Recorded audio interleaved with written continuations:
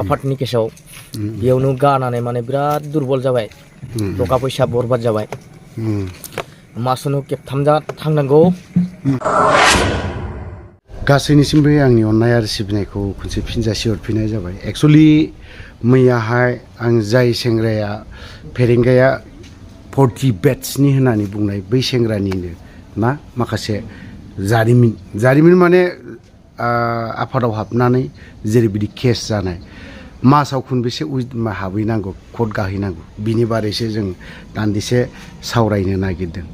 जों सानसे केसनि बेलायावथ' आरो माथो होननानै बुंबावनाय जोबनो गैयै थ'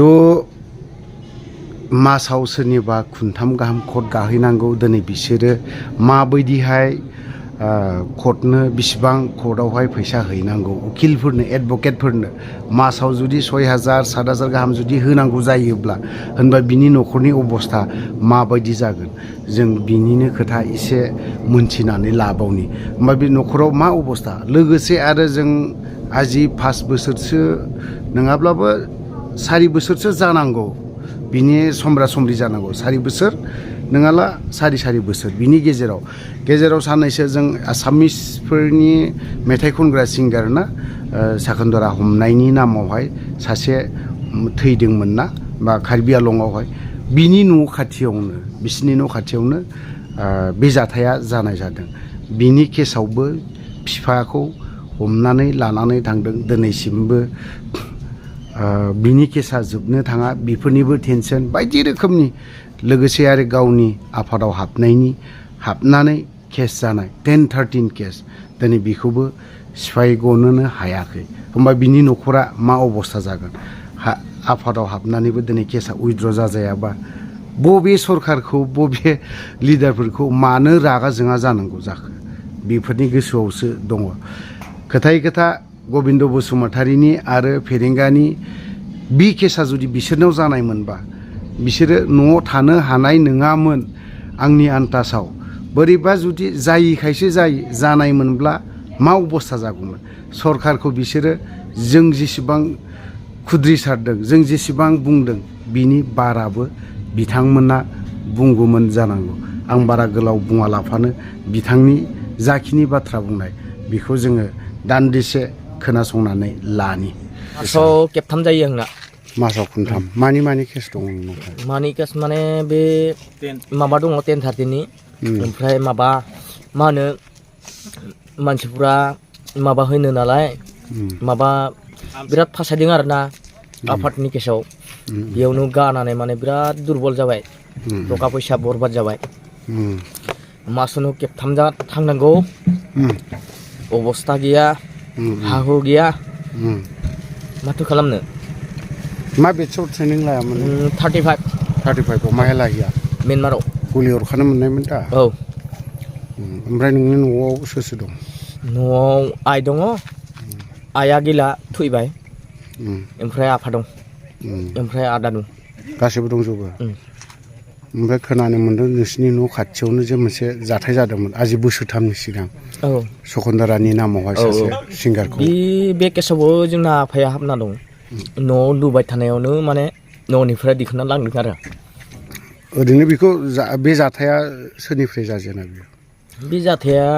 जानाय समाव आं गियामोन आं बाहेरायाव दंमोन माहाय दंमोन न'आव खामोन ना आफादाव हाबबायमोन बे समाव आफादनिफ्राय आङो आफादाव हाबनाय दंमोन बे बारा गोबाव जायाखै बे बुस्थुआथ' आं 2008आव हाबनायमोन आफादाव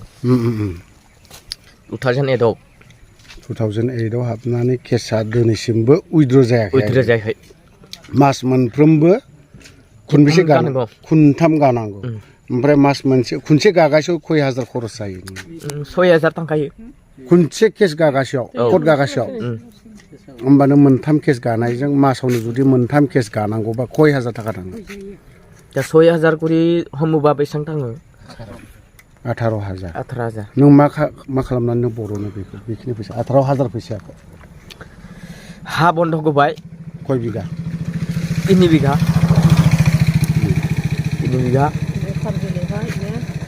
केसा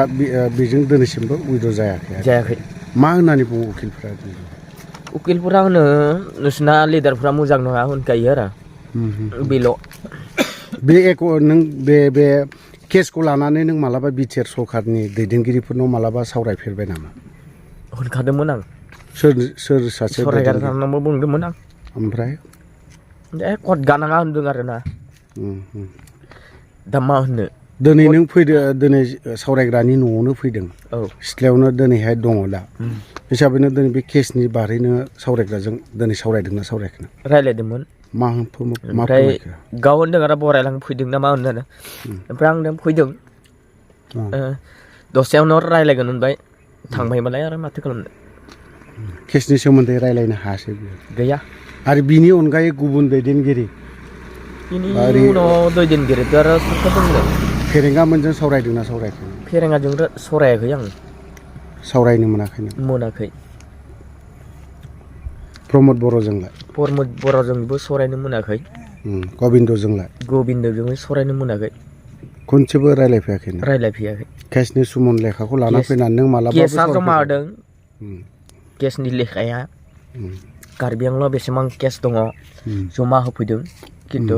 दासिमबो उइद्र' जायाखै आरो नोंसोरनि बिटिआर सरकारनि लिडारफ्रा जोंफोरखौ मालाबाबो लोगो हमफैया आरो मालाबाबो सावरायफेरा बेखिनि बाथ्राखौ बुंदों एडभकेटनि आरो बिनो फोरमायहरदों बेखिनि बाथ्राखौ फोरमायहरदों नैबे एक्सएनडि बिनि जाया केस गोनां बिनि सिगाङाव फोरमायहरदों होनबा दिनै बेसेबां दुखु नांथावना बेफोर केसखौ जुदि सावरायनो थाखाय थांनो नङाब्ला बा मानिथो दैदेनगिरि जाखो आरो मानिथो इएम जाखो मानिथो दिनैहाय बिटिसिनि डिपुटि चिफ जाखो दा बेफोर दाया गासैबो बिटिसि डिपुटि चिफ आरो सिइएमनि आखायावनो बिसोरनि दायनिगिरि जाहैगोन होननानै आं सानो आरो बिसोरखौ दायनिगिरि होननानै होनथावथाव दिनै गबिन्द बसुमतारिया जुदि पलिटिक्सखौ देरसिन खालामालाफानो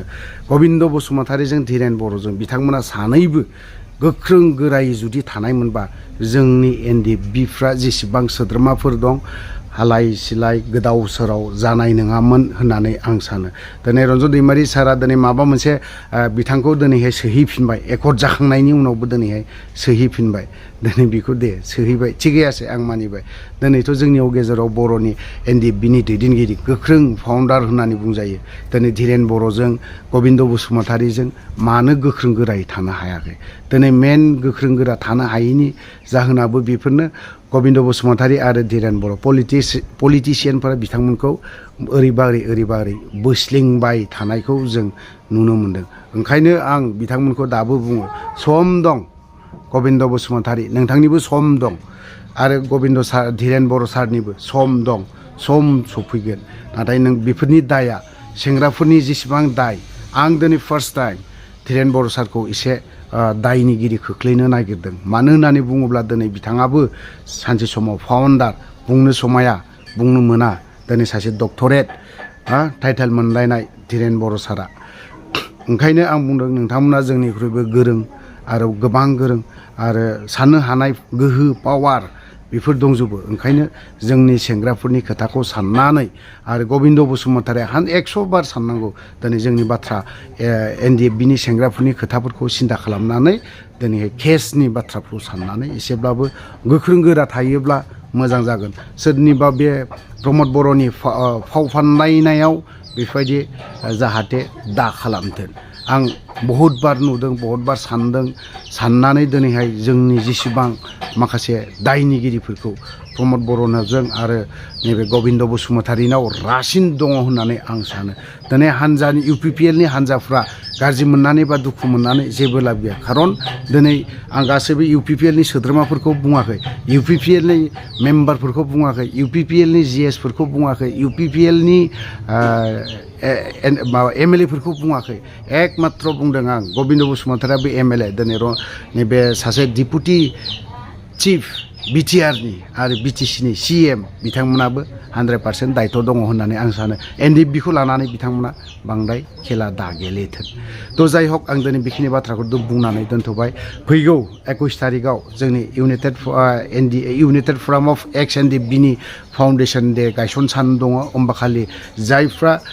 नोंथांमोनखौ आरोबाव खनसे आं गुरै खावलायबावनाय नोंथांमोना बे 21 थारिखआव बिजनि बलामगुरियावहाय जोंनि गोरोबथा मोनसे फार्म हाउस दं बे फार्म हाउसाव फैबानो जागोन 21 थारिखआव जोंनि फाउन्डेसन डे गायसन सान दं होमबाखालि गासैबो खोथाखौ जायफ्रा दिनैहाय दाखालि साननैसोनि गेजेराव गोबां बाथ्रा ओंखारलायदोंमोन बेफोरबायदि बाथ्राखौ मिथिङाव फैनानै खोनासंलायोब्ला मोजां जागोन होननानै आं सानो आरो बै सुबुंफ्राबो माखासे मोनथियै बुस्थुफोरखौ मोनथिलांनो हागोन दा नोंथांमोना आं गुरै खावलायनाय नैबे जोंनि फैगौ 21 अक्ट'बराव जोंनि इउनाइटेड फराम अफ एक्स एनडिएफबिनि गायसन सान दङ बावहाय गासैखौबो फैनो थाखाय आं गुरैयै खावलायनाय थाबाय थ' लोगोफोरा आं भिडिअखौ बारा गोलाव खालामनो सानाखै बावहाय दोनथ'बाय जय बर' हारि